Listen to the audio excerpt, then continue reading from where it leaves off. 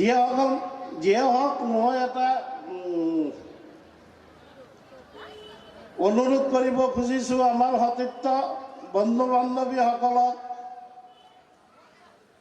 অগ্ৰজ অনুজ আটাইকে আপোনালোকে বাহিৰেদি ঘূৰা ফেৰা কৰাতকৈ আহি যদি আমাৰ মঞ্চত নিজে নিজে আসন গ্ৰহণ কৰে তেতিয়াহ'লে বোধহয় আমাৰ আজিৰ আলোচনাৰ অলপ শোভা বৃদ্ধি হ'ব।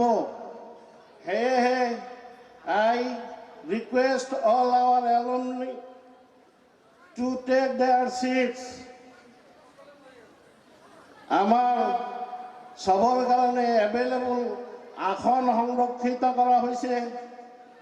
গতিকে আপোনালোকে ঘূৰা ফিৰা নকৰি আসন গ্ৰহণ কৰিলে আমাৰো দুই এক কথা ক'বলৈ ভাল লাগিব।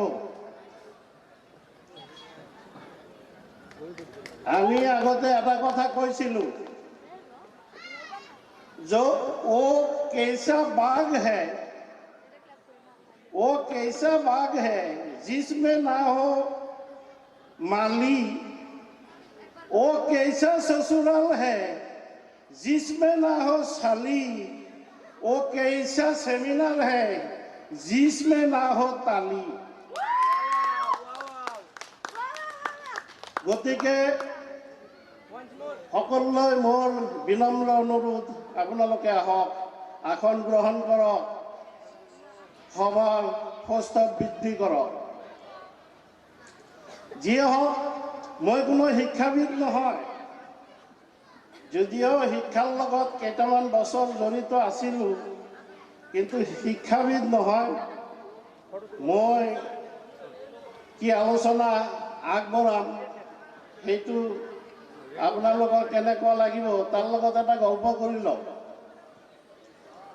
মাকে এদিন পুতেকক ক'লে, বাবা যাচোন ভাল চাই চাহপাত এক পোৱা চাহপাত লৈ আহ। তে ল'ৰা মাকে পইচা দিলে, ল'ৰাই চাহপাত কিনিবলৈ গৈ দোকানত চাই দোকানত চাহপাতৰ টেমা ৰাখা আছে, টেমাত লেবেলিং কৰা আছে, কোনটো কি চাহপাত, পৰংগিৰি, কোনোবা গোলাঘাট, কোনোবা কি।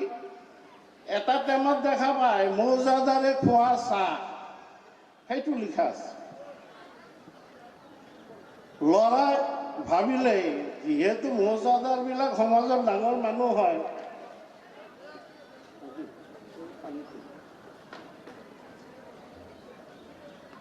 গতিকে এই চাহপাতটো নিশ্চয় ভাল হ'ব।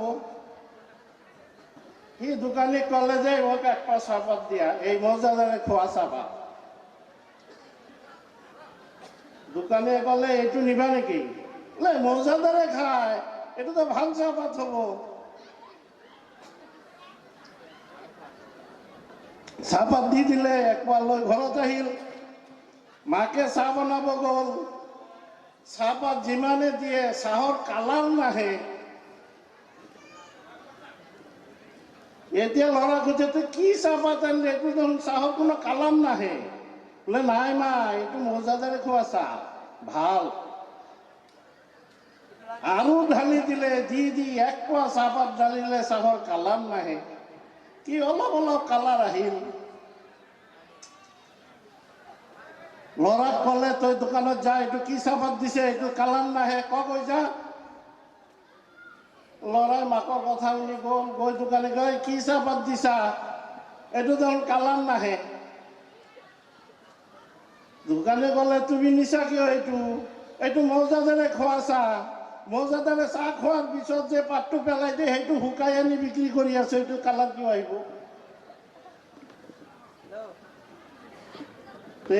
বন্ধুসকল, মোৰ কথা হ'ল যে মই যি কম সেইটো সেই মৌজাদাৰে খোৱা চাহৰ নিচিনা হ'ব, তাত কালাৰ নাহে। গতিকে তাকো আপোনালোকে ধৈৰ্য ধৰি শুনক, মোৰো ভাল লাগিব, মাজে মাজে অলপ তালি বজালে আৰু ভাল লাগিব।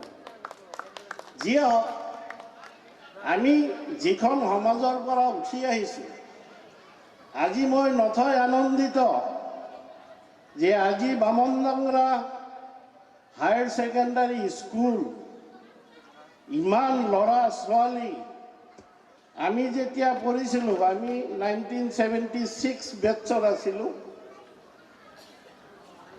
আমাৰ মতিয়াৰ বাক্যেছ আমি একে বেটছৰে আছিলোঁ তেতিয়া আপোনালোকে আজি বিশ্বাস কৰে নকৰে নাজানো আমাৰ স্কুলত এজনী ছোৱালীও নাছিল এজনী ছোৱালী স্কুলত পঢ়িব অহা নাছিল আৰু আজি যি দৃশ্য দেখা পালোঁ আমাৰ সমাজখন যে আগবাঢ়ি গৈ আছে তাৰ কিছু নমুনা দেখা পাই ভাল লাগিছে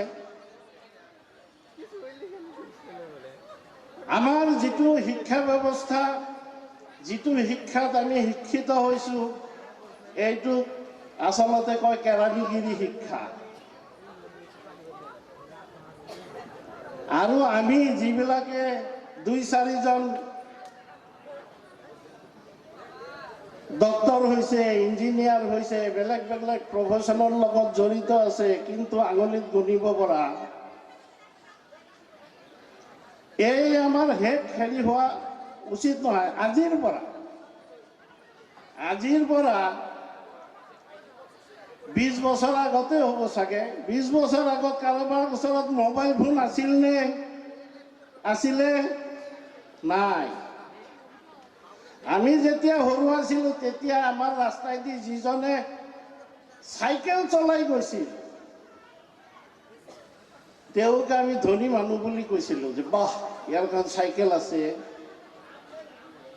কিন্তু আজি বোধ হয় প্ৰত্যেক ঘৰে ঘৰে মটৰ চাইকেল হৈছে গাড়ী হৈছে আজিৰ পৰা 20-30 বছৰ আগত যাৰ এখন চিনেমা হল আছিল তেওঁ ভাবিছিল আমিও ভাবিছিলোঁ বাহ ই বৰ ধনী মানুহ ইয়াৰ চিনেমা হল আছে আৰু সেই চিনেমা হলৰ মালিকেও ভাবিছিল এই চিনেমা হল দি মোৰ 14 পুৰুষ চলি যাব আজি আপোনালোকে সেই চিনেমা হল যিবিলাকত চিনেমা আমি চাইছিলোঁ প্ৰত্যেকটো চিনেমা হল বন্ধ গলিয়ে গলিয়ে পিচিও হৈছিল যিজনে পিচিও কৰিছিল তেওঁ ভাবিছিল এই পিচিও দি মোৰ কেইবাটাও খানদান চলি যাব ইয়াৰ ইনকামেদি আজি সেইবিলাক পিচিও আছেনে নাই আমি যি ডাঙৰ ডাঙৰ ৰেডিঅ'ৰ দোকান দেখা পাইছিলোঁ আছেনে নাই ৰেডিঅ' নাই টৰ্চ লাইট নাই আমাৰ ডাক বিভাগ গুড ইভিনিং মোৰ শ্ৰদ্ধেয় শিক্ষাগুৰুসকল মোৰ সতীৰ্থ জ্যেষ্ঠ মোৰ লগৰ আৰু মোৰ কনিষ্ঠ সতীৰ্থসকল আৰু এই অঞ্চলৰ সব মুৰব্বীসকল আৰু বৰ্তমান স্কুলৰ কণ ভাইটি ভণ্টিসকল ইয়াত মই কি কম মই নাজানো মই বেসিক্যালি ইয়াত যেটো আহিছোঁ যে লগৰ সবক লগ পাম এই অঞ্চলৰ মোৰ বাল্যকাল য'ত কটাইছোঁ সেই অঞ্চলত যাম মোৰ কোনো লেকচাৰ দিবৰ ইচ্ছাও নাই নাছিলেও কিন্তু যিহেতু মাতিছে কিবা এটা ক'ব লাগিব কিবা অলপ কৈ যাম ভুল ত্ৰুটি হ'লে ক্ষমা কৰিব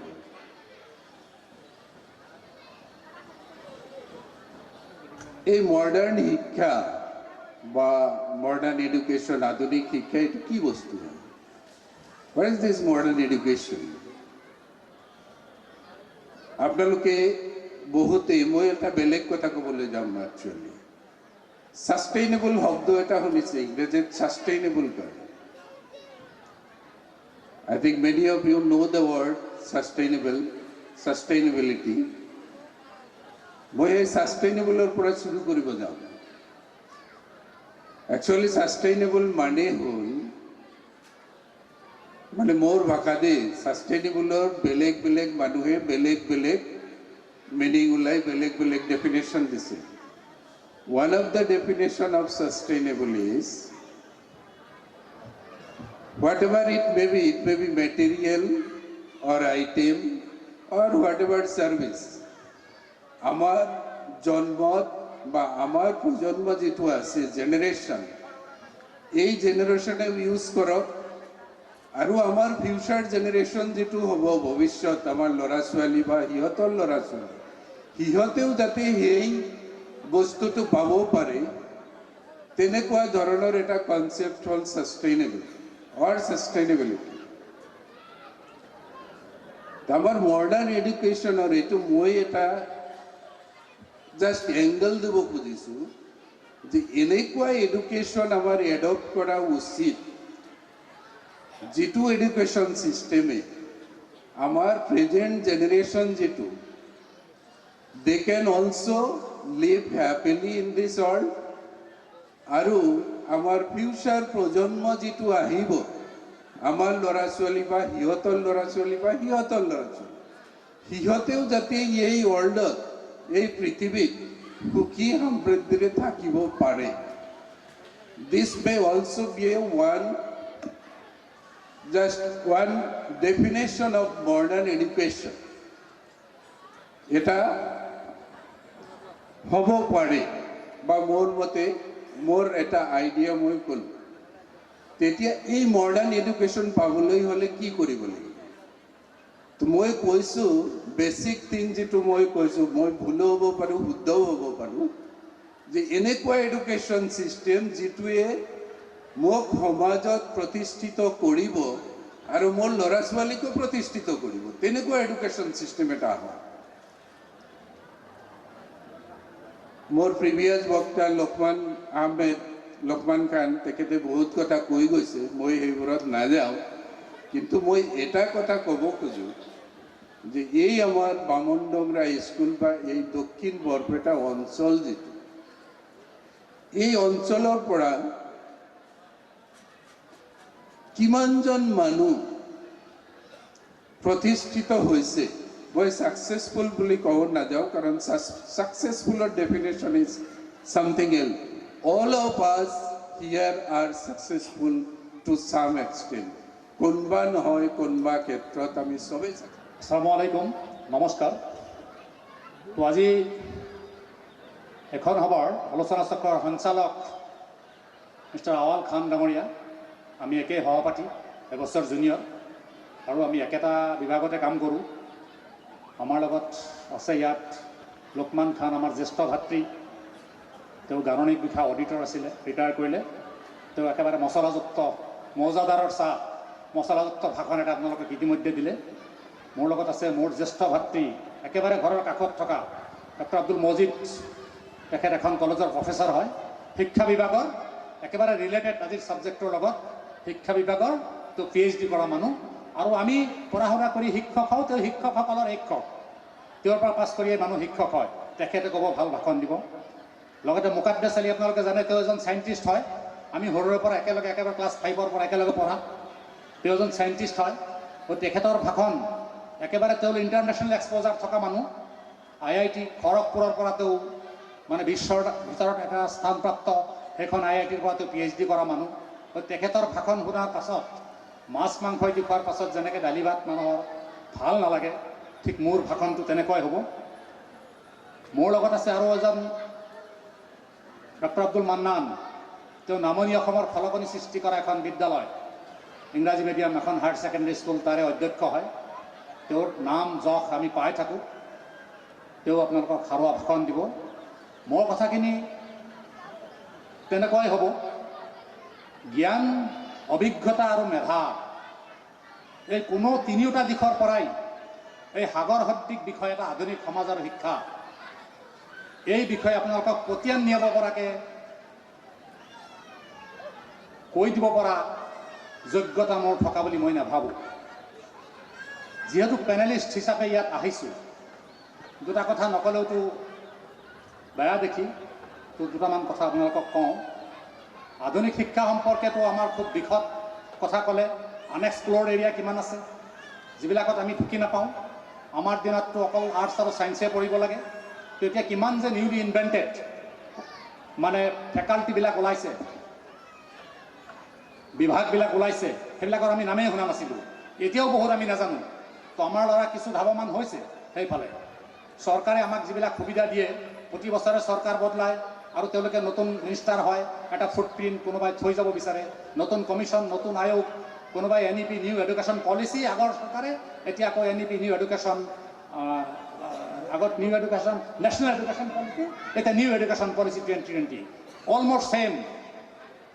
মানে পুৰণি নতুন বটল, পুৰণিটো নতুন বটলত, old wine in new bottle, সেই একেটা কামেই চলি আছে। ইয়াত কিছু নতুন নতুন কথাবোৰো সোমাই দিয়ে, এইবোৰ কৰিব লাগে, সেইবোৰ কৰিব লাগে। সকলো শিক্ষাৰ উদ্দেশ্যই কিন্তু এটা, এখন আমাৰ সুস্থ সমাজ আৰু এটা সন্মানজনক জীৱিকা আমি পাব লাগে, এইটোৱে আমাৰ লক্ষ্য। আমি কিন্তু দুইটাতে ফেইল। না আমাৰ এটা সুস্থ জীৱন আছে, না এটা সন্মানজনক জীৱিকা আছে। কিয় নাই? কাৰণ বহুত আমাৰ এই কমিউনিটিৰ মাজত সামাজিক কাৰণেই বেছি। চৰকাৰী কিছু কাৰণ থাকে, কিছু অসুবিধা কিছু চৰকাৰী থাকে। নতুন এডুকেশ্যন পলিচি এইটোৱে এতিয়া আমাৰ আধুনিক শিক্ষা। যিমানবোৰ আয়োগ গৈছে, যিমানবোৰ NEP, SSC, DPEP, 2000 NCF 2005, এইবোৰ চব মানে নতুন কিছু নিউনেছ, কিছু নতুন কিছু অনাৰ কাৰণেই প্ৰয়াস আৰু প্ৰচেষ্টা চলাইছে। কিন্তু আমাৰ গতি কিন্তু একেটাই আছে। চৰকাৰে পলিচি এটা দিল্লীত বহি বনায়, গ্ৰাছৰুট লেভেলত পোৱাৰ আগতেই সেইটো চেঞ্জ হৈ যায়, নতুনকৈ আৰু আহে। এইবাৰ নিউ এডুকেশ্যন পলিচি তাত কি সেই আগতে 10+2 আছিলে, 10+2 আছিলে, এতিয়া সেই 4+3+3+5 এনেকুৱা পেটাৰ্ণটো, ষ্ট্ৰাকচাৰটো বদলাই দিছে। তাৰমানে 10 বছৰ আমি 10লৈকে 2 বছৰ হায়াৰ ছেকেণ্ডেৰী। এতিয়া সেই অংগনবাদী কৰ্মী 3 বছৰ, মানে 3 বছৰততো আমি চৰকাৰী স্কুলত কোনেও নিদিয়ে, গতিকে 3 বছৰত দিয়ে প্ৰাইভেট স্কুলত ছিষ্টেমটো আগতে আছে। এই LKG UKGৰ নামত, নামটো বেলেগ হওক, LKG UKG প্ৰাইভেট স্কুল আগৰ পৰাই আছে। তো এইবোৰৰ পৰিৱৰ্তন হৈছে। আল্টিমেটলি মানুহে প্ৰাইভেট স্কুলতে দিয়াৰ চেষ্টা কৰিব, কাৰণ যিহেতু চৰকাৰী ব্যৱস্থাত তেনেকুৱা নাই। অংগনবাদী বাল বটিকা যদিও কিবা কৈছে, সেইবিলাকত কিন্তু ভাল শক্তিশালী অৱস্থান এটা আমাৰ নাই। তো আমি সেই আল্টিমেটলি প্ৰাইভেটাইজড, মানে ইনক্লাইন টু প্ৰাইভেট এডুকেশ্যন। তো এইবোৰ অসুবিধা আমাৰ আছে। সামাজিক কাৰণ আমাৰ বহুত আছে। এই প্ৰযুক্তিবিদ্যাৰ প্ৰভূত উন্নতি আৰু নানা তৰহৰ উদ্ভাৱন তথা আৱিষ্কাৰে আমাৰ সম্ভাৱনাক বহু দূৰলৈ লৈ গৈছে। মানুহৰ সম্ভাৱনা আজি 20 শতাব্দীত যিবিলাক মানুহে ভাবিব নোৱাৰা কথা আছিলে, আজি একবিংশ শতিকাত সেই সকলোবোৰ কথা সম্ভৱপৰ কৰি তুলিছে। তো আমাৰ কাৰণবিলাক আমি কি কৰিম? আমাৰ কমিউনিটি কিন্তু ষ্টেটিক, তাতেই আছে। হয়তো 2-এজন আমাৰ এওঁলোক ইঞ্জিনিয়াৰ হয়, মুকাদ্দেছত ইঞ্জিনিয়াৰ, বিল্ডিং বনোৱা, দলং বনোৱা ইঞ্জিনিয়াৰ হয়, লেটেষ্ট ইনভেণ্টেড যিবিলাক টেকন'লজি তেওঁৰ লগত তেওঁলোকে ফেমিলিয়াৰ একুইণ্টেড হয়। কিন্তু ছ'চিয়েল ইঞ্জিনিয়াৰ আপোনালোকে, ইয়াত সমাজৰ কথাও আছে। সেই শিক্ষা ব্যৱস্থা, আধুনিক শিক্ষা ব্যৱস্থা আৰু আমি সমাজ ব্যৱস্থা আমি ক'ত, আমি কোনফালে গৈ আছোঁ, এইবিলাকৰ লগত আমি একুইণ্টেড নহওঁ নেকি, আমি জড়িত হওঁ নেকি? আৰু এইবিলাকৰ লগত আমাৰ অত্যন্ত সীমিত পৰিৱেশত থাকিও, এই যিটো নতুনকৈ লেটেষ্ট ইনভেণ্টেড যিবিলাক টেকন'লজি, তাৰ লগত আমাৰ এই অত্যন্ত সীমিত পৰিৱেশত থাকিও, পৰিসৰত থাকিও আমাৰ ল'ৰাক সেইবিলাকৰ লগত মানে সংযুক্ত কৰিবলৈ আমি জোৰ দিব লাগিব। আৰু সেই জোৰ দিয়াৰ আমাৰ কোৰ্স কাৰিকুলাম কি, আমাৰ সিলেবাস কি, আমি পৃথিৱীৰ লগত ফেৰ মাৰি চলিব পৰাকৈ আমি শিক্ষা গ্ৰহণ কৰি আছো না নাই? এতিয়া যদি আমি পাৰা নাই, তাৰ কাৰণে আমি হয়তো পিছ পৰি আছো। ইয়াৰ কাৰণে বহুতেই দায়ী। এতিয়া আমি ট্ৰেডিশ্যনেল শিক্ষাৰ ওপৰত আমি অভ্যস্ত হৈ আছোঁ। মডাৰ্ণ এডুকেশ্যন বা আধুনিক শিক্ষা কি, সেইটো আমি এতিয়াও বুজিব পৰা নাই। গতিকে মডাৰ্ণ এডুকেশ্যনৰ যেহেতু ট্ৰেডিশ্যন এডুকেশ্যন, এতিয়া আমি দেখা যায় যে 75 বছৰ প্ৰায় হৈ গ'ল। বামুণনগৰ হাইস্কুলত যিমান ছাত্ৰ ছাত্ৰী পঢ়িছে, ইয়াৰ পৰা কিমানজনে কৰ্মসংস্থান বা যোগ্যতা আহৰণ কৰিছে, বা এইটো যদি হিচাপ কৰিব পৰা যায় তেতিয়া দেখা যাব যে বহুতেই আমাৰ শিক্ষা লাভ কৰি কোনো সংস্থাপন পোৱা নাই। এতিয়া বন্ধুসকল, আপোনালোকে জানে যে মানুহৰ জন্মতে কিছুমান প্ৰতিভা লৈ আহে, প্ৰতিভাবিলাক একে নহয়। গতিকে একে যদি নহয়, যাৰ যিটো প্ৰতিভা আছে সেই প্ৰতিভাটো যদি আমি প্ৰস্ফুটিত কৰিব পাৰোঁ, বিকশিত কৰিব পাৰোঁ, তেতিয়াহে আমাৰ উন্নতি হ'ব। সকলোৱেতো ডক্টৰ, ইঞ্জিনিয়াৰ, প্ৰফেচাৰ হ'ব নোৱাৰে, সকলোৱেতো শিক্ষক হ'ব নোৱাৰে।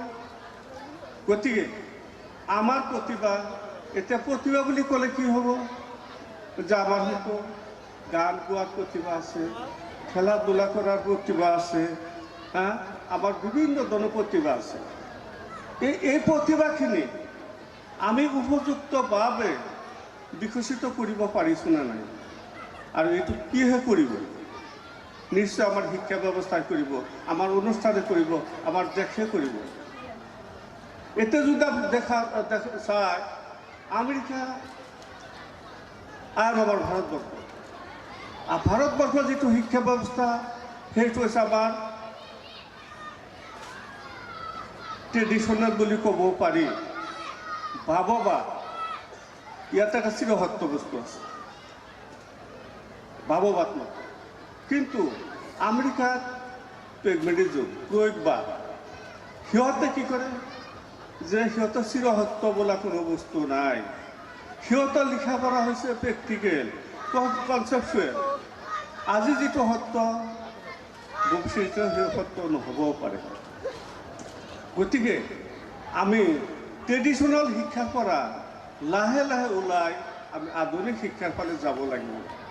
আৰু আধুনিক শিক্ষাৰ অৰ্থই হৈছে all round development of a person.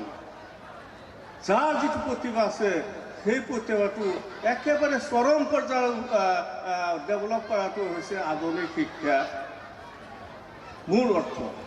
আৰু এই আধুনিক শিক্ষা লাভ কৰিবলৈ হ'লে আমাৰ ছায়েন্সে যিখিনি আৱিষ্কাৰ কৰিছে সেইখিনি আমাৰ ইয়াতে প্ৰয়োগ কৰিব লাগিব। আৰু প্ৰয়োগ কৰি যদি আমি সেইদৰে শিক্ষা দিব পাৰোঁ, তেতিয়াহ'লে নিশ্চয় আমি আগুৱাই যাব পাৰিম। এতিয়া কথা, আমি ছায়েন্সতো আৱিষ্কাৰ কৰিছে, তাৰ প্ৰয়োগখিনি আমি কেনেকুৱাকৈ কৰিছোঁ? আমিতো প্ৰয়োগ কেনেকুৱাকৈ কৰিছোঁ? আৰু সেই প্ৰয়োগটো আমাৰ কি? যেনেকুৱাকৈ ধৰক এটা মোবাইল আৱিষ্কাৰ কৰিছে, মোবাইলটো ছায়েন্সৰ আৱিষ্কাৰ, সেইটোতো বেয়া নহয়, কিন্তু আমি কি কামত খটাইছোঁ? এতিয়া দেখা যায় আমাৰ 3 মাহ বা 4 মাহ বয়স হৈছে বা 5 মাহ বয়স হৈছে এটা বাচ্চা, তাৰ আগত কি কৰে? মোবাইলটো অন কৰি দি থৈ দিয়ে।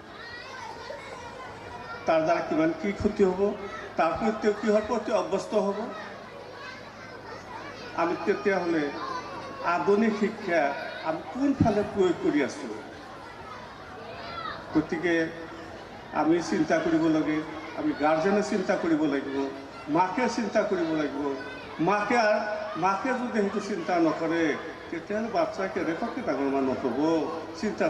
চিন্তাধাৰাটো ভাল হ'ব। গতিকে আমাৰ মাকৰ কি দায়িত্ব, আমাৰ গাৰ্জেনৰ কি দায়িত্ব, সেইখিনি আমি সকলোৱে বুজিব লাগিব। আজিকালি এটা ট্ৰেণ্ড এটা দেখা পাই আছোঁ যে আমাৰ ল'ৰা ছোৱালীখিনিৰ দায়িত্ব মা বাবাকে ল'ব নোখোজে।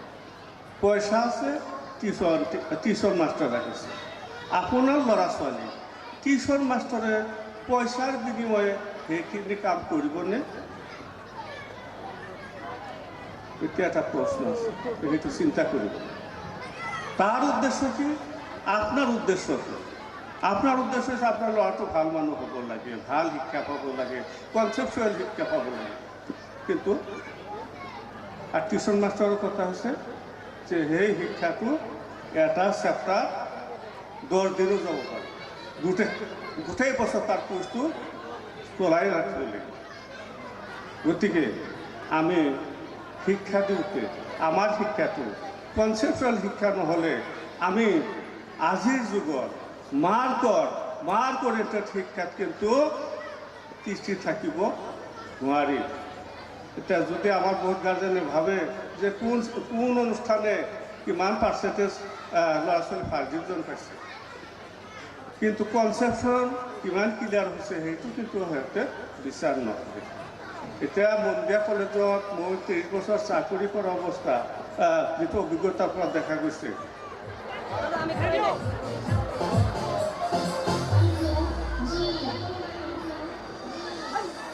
আছে বৰ্ষভিত্তিক পৰিচয়পত্ৰ সম্মাননা মানপত্ৰ প্ৰদান। গতিকে মই প্ৰত্যেকখন বেচক মাত্ৰ মিনিটকৈ সময় যাতে তেওঁলোকে অতিবাহিত কৰে।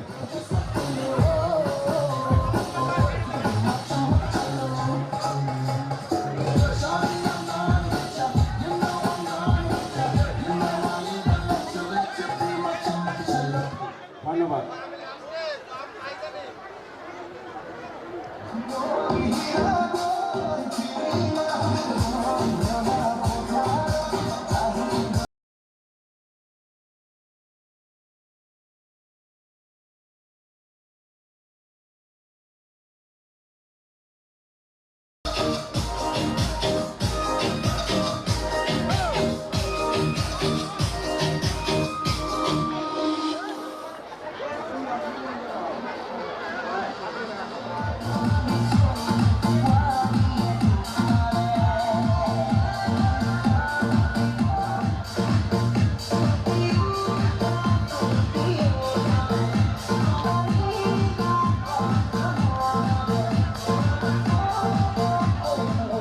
জনাইছোঁ আপোনালোকে মঞ্চৰ কাষত আহি আমাক জনালে